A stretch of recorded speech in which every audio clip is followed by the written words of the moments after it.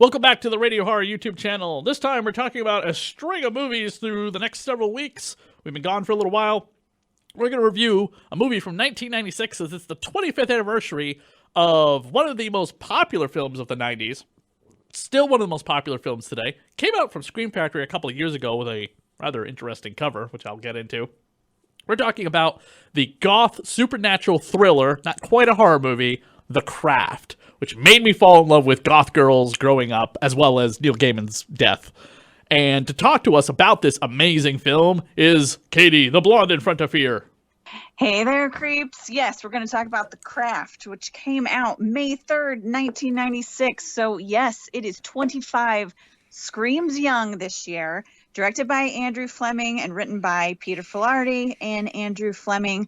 The cast of the quartet of these beautiful coven of witches is Robin Tunney, who plays Sarah, Nev Campbell, who plays Bonnie, Rachel True, who plays Rochelle, and the amazing Fruza Balk, who plays Nancy. Now, Sarah is a newcomer to a Catholic prep school, falls in with a trio of outcast girls, Nancy, Rochelle, and Bonnie, who practice witchcraft, and their newfound powers allow them to conjure spells that better their lives until their power gets out of hand. Now, I love this film mainly because of the female empowerment that it showed from the beginning. The performances were absolutely incredible. I mean, I know that there were a little bit of talks for Angelina Jolie to be in this group, which now that you know, you've seen the film and you know it, I cannot see that. I cannot see any of these women being cast any differently. And for one of them, Nev Campbell, this was before she blew up with Scream, which, funny enough, the male antagonist of the film, Skeet Ulrich, who plays Chris, also then ended up being in Scream. So about 7 months later, their lives completely changed. Everything that the film projects, it's like they're women who are trying to better their lives with this power that they uphold. But there are a few things in the film that I think would be done differently now. I did not see the sequel, but I think if they had changed some things, I would like it better. One of the things that very much as you rewatch it today, the fact that Sarah, played by Robin, Tunney, Chris, she goes out with Chris.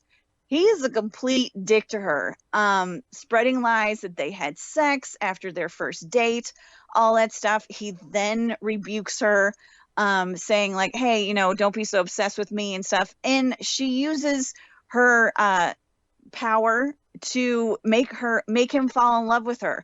Come on, girl. That guy is an ass. Like, you can do much better with that. And you're a freaking powerful witch. Like, that, I think, would be different to do these days. The other thing that will always bother me is the fact that when the school gets word that Sarah did these horrible things, or these apparently slutty things, because a woman can never have control over sexuality.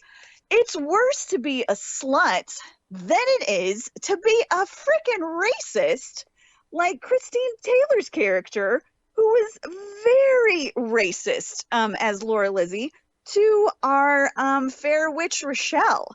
I mean, damn, girl, really? You people can label people sluts, but apparently you can be racist as hell, and that's perfectly fine in 1996, unless you're a witch who thinks that's horrible, and then you get what's coming to you. Because one of the things about the film that I love is whatever you put out comes back to you threefold. So if you're a racist bitch, guess what? You're going to get some horrible things happening to you.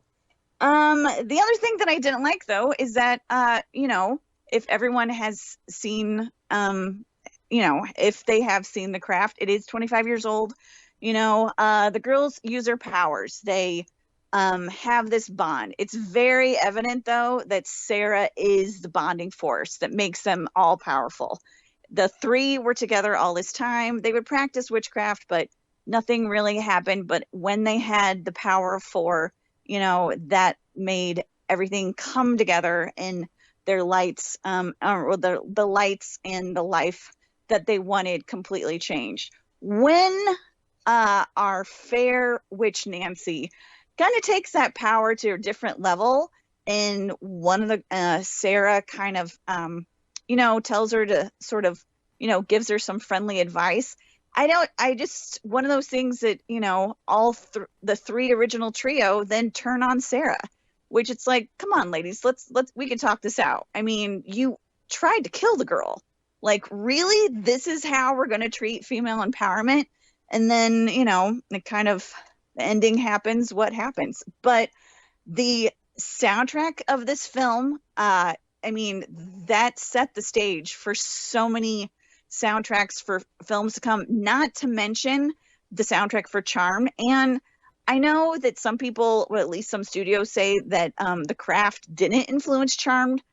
I think that's a bunch of crap. I mean, it is very evident that Charmed was majorly influenced by The Craft, and especially the soundtrack and the storyline.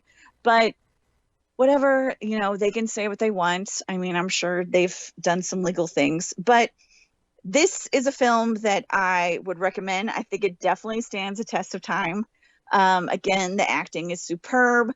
The direction is great. The soundtrack is great. There's a few little wobbly things with the special effects. Whatever, it's 96. It's not like they were using T2 money or anything like that.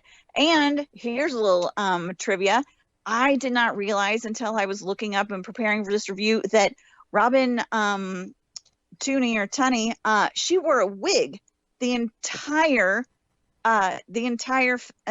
film, because she had shaved her head for Empire Records 2 months earlier, and it hadn't grown out yet. That is brand new information to me. I don't know if it's information to you, if you guys knew that, but the more the merrier. It's like knowledge is power. And I would recommend seeing this again if you're at a con. These ladies are phenomenal. I've met Nev, I've met Robin, I've not met Fruza and Rachel yet, but hopefully when cons come back full force and they're able to do it, I would love to meet them, and it would be great if they would be out for the 25th anniversary. So what do you think, Chris? The film I found to be like my first exposure to anything to do with witchcraft or Wiccan or that stuff in general, how much of it is Hollywood and how much of it was it that Fairuza Balk happened to be practicing Wicca and helped the director rewrite the script, because she was like, oh my god, this is all wrong, let me help you, can I get a creative credit on this? Sure, great, boom, bump in my paycheck. Probably helped a lot, because I heard the original script was a tragedy. However, in anything to do with witchcraft in Hollywood, you have to make it like this. Because real witchcraft, after watching a documentary about real-life witchcraft, they even say in the documentary, real-life witchcraft is boring to Hollywood people and Hollywood moviegoers. The average moviegoer, not the diehard Marvel comic book fans who kind of maybe understand how real-life witchcraft works. So they have to fictitize a bunch of stuff in the film. But they made a damn sure that what they were ficticizing was, stretching the truth out a little bit based on real-life lore that Fairuza would, give to the studio execs, which is, I think, detriment to how great this movie is. The soundtrack is very different on the CD, I want to point out, versus what's in the film. There are several songs on the CD I found out that are not in the film, and I was kind of disappointed with that because you mentioned the soundtrack. I want to say the score, though, I think is very good. I would love to find the score for this film, because I think the score is very harmonic and, very, very interesting. The character of the witch who owns the, Ray's occult type store, I thought that was really cool and really wish we had more of her. Hell, I kind of wish we had, what's the name of our main girl? Sarah. Don't you wish if they had done a sequel with her taking over that store, you know what I mean? That would have been a big kind of deal.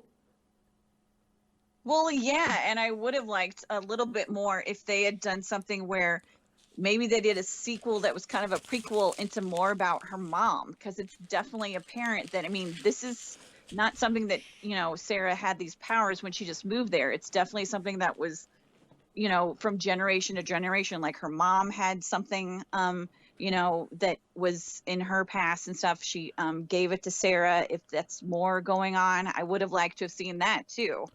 Right. It is very funny that Skeet Ulrich and Neve Campbell are in this, and then later on they play heroine and villain guy in Scream. This was I think it's around the same time that we see a lot of these Hollywood people are big deals now. Like, Halloween and Clueless had just come out with Paul Rudd, and now he's Ant-Man. And the other movie that you mentioned, Empire Records, again another movie that kind of blew people's careers up. It was definitely in that age of like the bigger stars to start off in their little teeny bopper roles, 20-something playing teens, which I always gravitated to with this film. Recently, Scream Factory put this out. Not a lot of new bonus material compared to the DVD, other than like new interviews with a couple of the actresses in it. And an unusual cover that the poster for this movie has the four girls walking towards the camera, all gothed out and kind of cool. I do love their slow motion walk through the hallway. Kind of reminds me of like every slow motion walk that you have through a hallway, like Heathers or Jawbreakers. But they had to do, what was that? Reservoir Dogs. Yes, Reservoir Dogs. They had to do, I guess they couldn't get the licensing rights to the actresses' faces, so they had to do their hands over the cauldron with the symbol around it. You look at that cover, and if you cover up the Kraft name, you would never be able to tell it's the Kraft. You take the slipcase off, it has the original poster, which is, I think, kind of iconic. You know what I mean? You have your four main leads. And I do love that line where Fairuza Balk says, we're the weirdos, and that always captured me very well. I think they won an MTV award for the best fight scene between Fairuza Balk and Robin. Yes, I believe you are right. Yes. Because of like the snakes and the bugs and all that stuff was freaking great. Absolutely love it. And the scarring of Neve Campbell was definitely like really freaky. Years later, they have tried to do a sequel that was in honor of this film, with Robin's character and her daughter dealing with Fairuza Balk coming back. Big revenge plot line. That would have been cool. What we got was something I don't want to get into in this review. It's an absolutely travesty. There are better reviews on YouTube to watch and listen to of people who broke down the new Kraft film and the absolute travesty and stupidity behind the entire film. It is sequel only in the fact that the main female character is Fairuza Balk's daughter.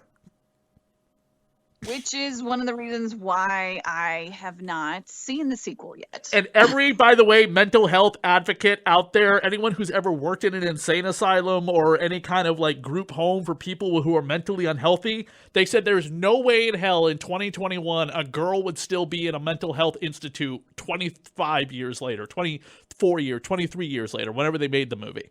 Absolutely not. No way. Zero. They would be under the care of a family member, or, which she does have a mother, somebody of the state. They would never be institutionalized that long. Don't forget, she's not there for criminal. Even if she was there for unintentional homicide of some kind, she still would have gotten out after 20 years. Yeah, that's what I'm saying. I mean, that's what I was thinking. Like, she didn't. I mean, technically, yes, she did kill someone. However, I don't see how they could have pinned that necessarily on her in the film. I mean, in the film, it's just going to look like he fell out a window and died. It's like she was 20 feet away from him. Like, what would people say? It's like, oh, she did it. It's like, how did she do that? Also, I watched this movie with a girl at the time I was dating, and she pointed out, she leaned over and said to me in the beginning of the movie, "Do you know how a period works, Chris?" And I'm like, well, I'm not having ever had one, but I understand the mechanics of it all in the female body. Yes. She's like, right. So it doesn't pool all over the floor like you just cut your carotid artery. Oh, Oh, you're talking about the sequel. That was one of the things in the trailer that I had a major issue with. I think everyone did major. that has ever had their period before. Saw Yeah, that and lost their minds. They were like, are you freaking kidding me? I mean, that was one of the reasons why I didn't actually watch the film, is because of the period pooling scene. Because I was like, unless like something like an over exploded, that is a lot of blood to be coming out. And I don't even know. I mean, come on now. She would have been rushed to the hospital, not running to the bathroom in absolute embarrassment like Carrie. I don't want to get into trashing the sequel because I love the first one, but it's akin to a film that came out a few years ago called Independence Day, whatever it was. Resurrection or something. Yeah, Jesus Christ. Don't ever watch the Independence Day sequel. And with The Craft, I mean, actually what you had said about Sarah having a daughter and then Fruzabal going after her, that would have been interesting. Or it would have been interesting to see, you know, if each of them had daughters, or, you know, had, you know, daughters and sons, and to see what they would have done with their power and whatnot. But unfortunately, that is not how the script writing goes. So but I haven't seen the sequel. All I know is, yeah, the thing with the period, and there was a thing with the family thing that, just looking at the trailer, I'm like, I've just got a lot of issues with a number of these things, and I haven't even seen the film. This is just the trailer. Like, that's not good. Right. So yep. At some point, if it's on Netflix or, you know, something where I can watch it for free, I definitely will. I wasn't going to pay, me personally, I wasn't going to pay $20 to watch it during the pandemic and all that stuff. Check out the rest of the videos here on the Radio Horror YouTube channel and Katie's other fantastic reviews. We did one a few months ago for the 25th anniversary of From Dusk Till Dawn, and we got more great anniversary reviews coming up soon here on the Radio Horror YouTube channel and Cati the Blonde in Front of Fear. Thank you, everyone.